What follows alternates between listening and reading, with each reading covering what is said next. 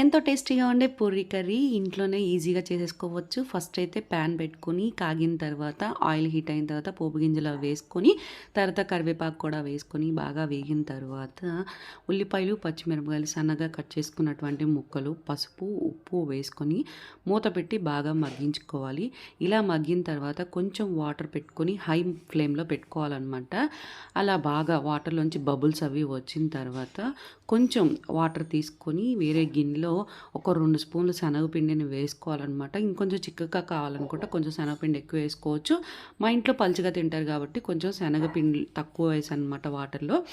ఇవన్నీ వేసేసుకోవాలన్నమాట. ఉడకబెట్టుకున్నటువంటి బంగాళదుంపలు కూడా సన్నని ముక్కలుగా కట్ చేసుకొని పూరీ కూరలో వేసుకొని బాగా వాటర్ ఇంకొంచెం పొంగనివ్వాలి. తర్వాత ఈ కలుపుకున్నటువంటి శనగపిండి వాటర్ కూడా ఆ నీళ్ళలో వేసేసుకొని బాగా ఉడకనిచ్చుకోవాలన్నమాట.